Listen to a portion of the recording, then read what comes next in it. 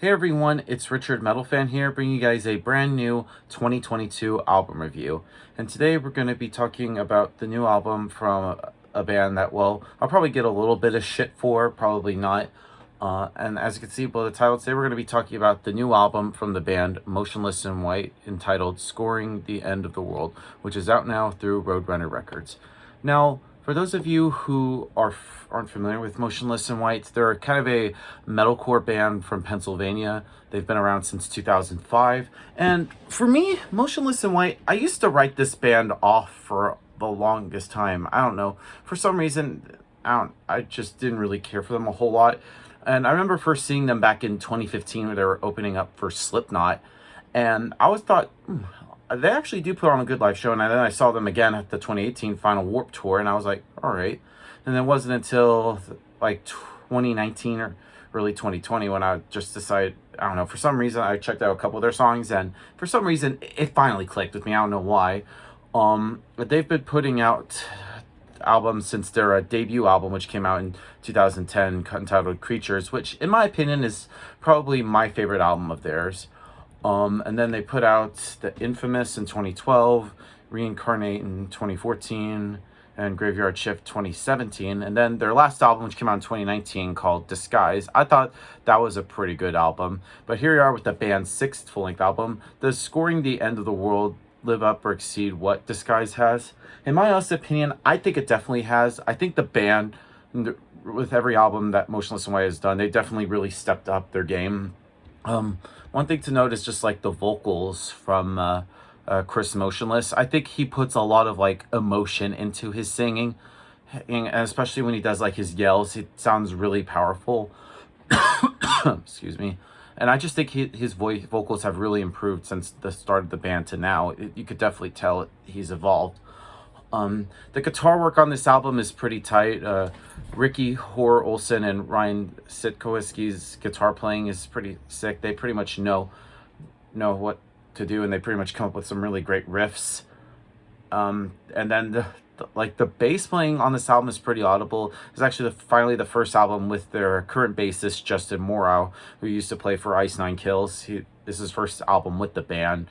And even though he's been with the band for a few years now. And drumming wise, finally Vinny Marrow is playing drums on this, because on the last couple albums that he wasn't even on the album, they had Tom Hain, former drummer in This Moment, playing with them. And finally he gets to play on this album, so it's pretty cool. So without further ado, let's dive into this album track by track. Now, starting things off is Meltdown, and right from the get-go, I think it's a great way to start this album. It opens up with a huge black, and it's surrounding by kind of like synths and instrumentals. It pretty much sets up kind of like a futuristic robotic vibe of the album. And Chris really shines with his vocals, which makes you know you're listening to a Motionless in White song. And Vinny's drums are sick. It's sending blast beats, which just feels incredible. And the breakdown in here is really sick. And it pretty much shows what the rest of this album was expected here.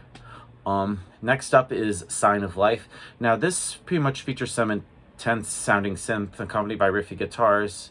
And then there's almost kind of like a little bit of a rapping kind of style with the chorus a bit, which kind of reminds me a little bit of like Meteora by Linkin Park a bit, but with a more heavier touch. And then the chorus opens up, you'll find yourself singing along to this in no time, because Motionless in White knows how to write a really great catchy song, and this song is no different.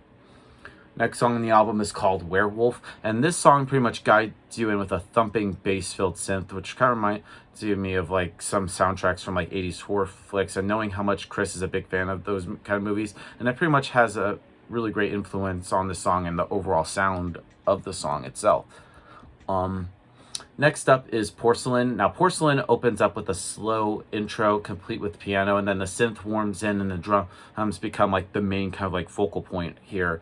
It's a sweet song, but it slows down the pace of the record just as it was building up. I mean, that's just my little nitpick about it.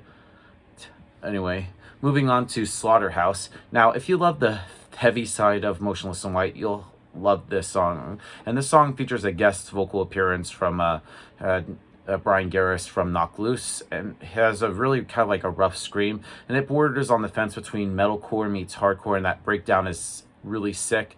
It's pretty much a song that's kind of like lyrically feels like it's us versus them mentality of like the whole pandemic that we're currently in for the last 2 years, and the rich versus the poor. And I think this is pretty much a fucking sick song. And then we slow things down again a little bit with the song Masterpiece, which is, I believe, the second single released from this album. Now, when I first heard the song, it kind of sounds a little bit like Breaking Benjamin a bit, being as they're also from Pennsylvania, like Motionless White are. And honestly, I can hear it a little bit in like the vocals, because Chris does sound a little bit like Ben Burnley, especially in like the choruses. They almost kind of like sound similar tone-wise. But anyway, this song combines sort of like the soft chuggy riffs and then the very much a stadium rock style vocal performance.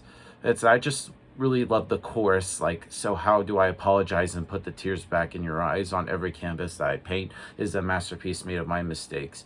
And it just leads into a really sick breakdown that is easy but packs a bigger punch with each time you listen to this. Moving on to Cause of Death. Now this pretty much switches gears to a more upbeat tempo synth that leads into some gnarly fast-paced screams that will just send chills up your spine when you first hear this. And when the chorus rolls through, the performance sounds very much like we heard in the last few songs without any new changes. And it's Chris's signature sound, yes, but I feel like it almost kind of is a very copy-paste melody style for each chorus thus far.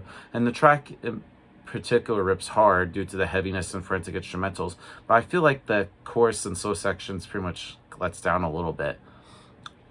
Next song on the album is called We Become the Night.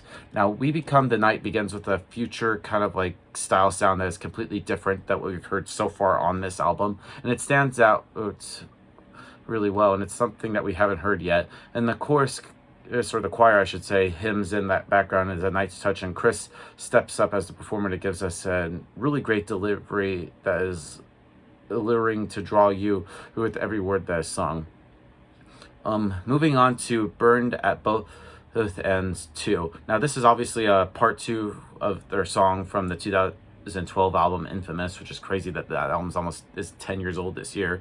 And this pretty much shows what the boys do best. And they pretty much take a song about a listener on a journey from start to end with sort of like ebb and flowing tempo, fast and slow guitars, and a smooth vocal delivery from the screams and the cleans that together don't sound jarring in any way.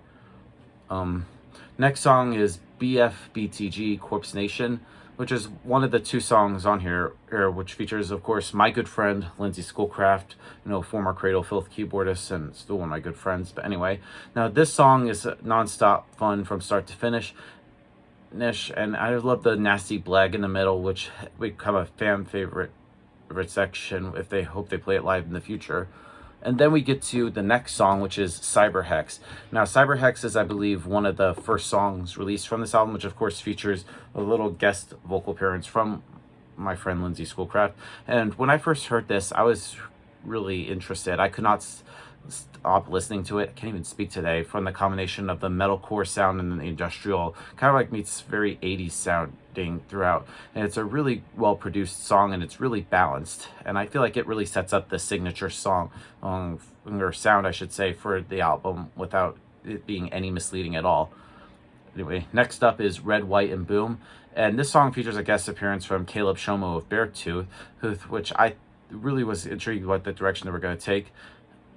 And Red, White, and Bloom is just a balls out hard rock belter with both Chris and Caleb bringing their signature styles to the table.